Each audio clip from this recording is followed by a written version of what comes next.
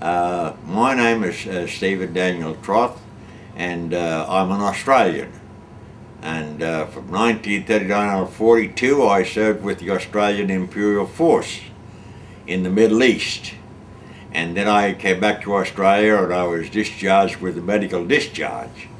And one day I was in the pub in Melbourne having a couple of schooners of beer, and in come this chap from the American Embassy, and he had on a navy uniform and gold stripes all over him, and God, he fairly glittered, and he was looking for people that had maritime experience and had a license, which I did.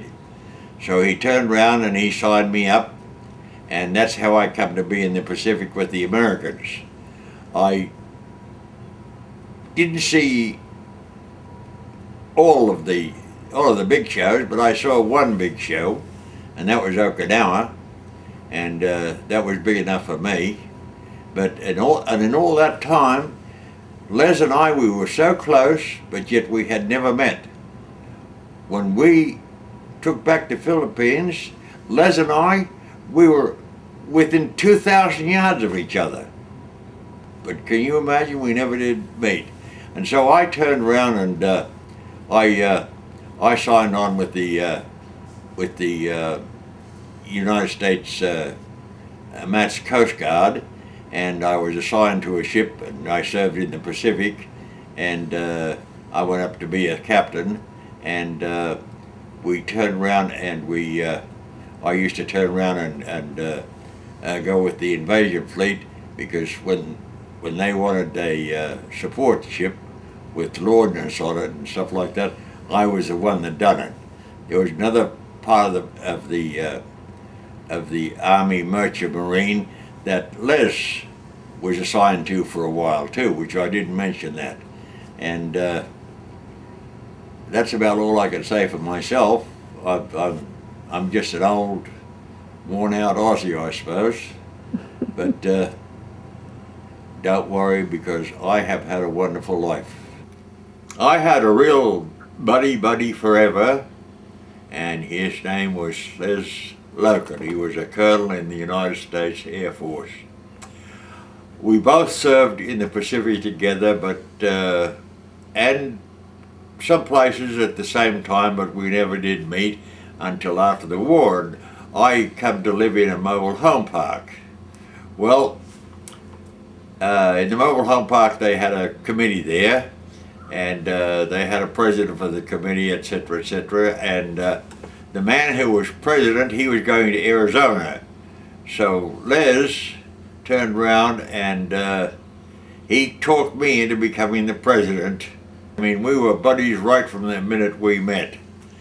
And then Les and I remained, and shall always remain, buddies. We had a wonderful association together. Les was far more intelligent than I was. We, between the two of us, we drafted and formed a corporation to protect low-income residents in mobile home parks and stuff like that. And we ran to Sacramento, I guess 2 or 3 days in a row, trying to get it approved. And finally we got it approved, and we were very proud of what we done, because everybody was covered, so that if something happened to one park, all parks would be affected, which he felt and I agreed was the best way. Well, Les and I were still went along, you know. We used to go to the meetings, and I'd come and visit him, and we'd sit down and we'd play crib. Oh, he loved crib.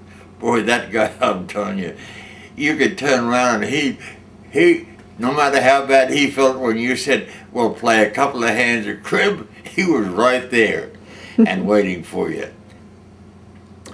He later on, and then Emily, his wife, she was from England, and they wanted to go to Australia on several occasions to visit relatives, but somehow something always happened. Either Emily was too sick, or Les became sick, or something came up, and they never got down there. And then Emily, she became ill and died. She was a wonderful woman, and so that left Les all alone. So we still visited and talked with each other, and then one of his daughters came to live with him and take care of him.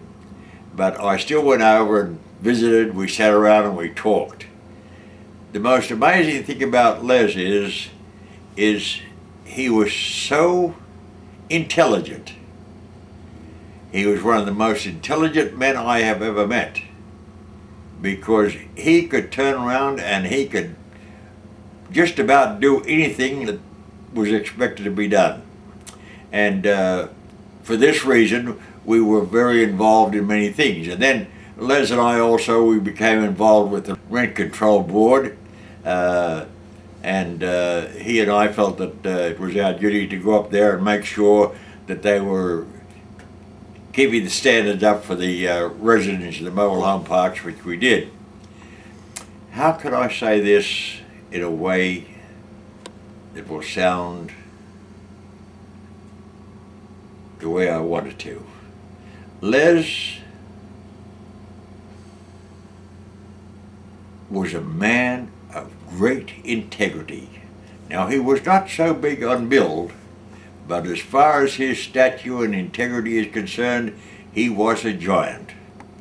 And Les and I both, we have seen so much and gone to so many places that people, families by the hundreds of thousands, never dreamed of getting there.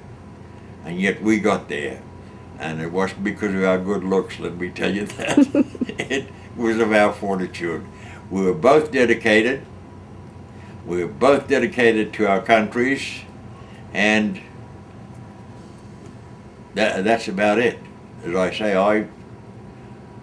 I was very, very happy in the service. I was very, very happy to serve in the American service. And I'm very happy to have an honorable discharge from 2 countries. And I think that it's a pretty good life that I led too.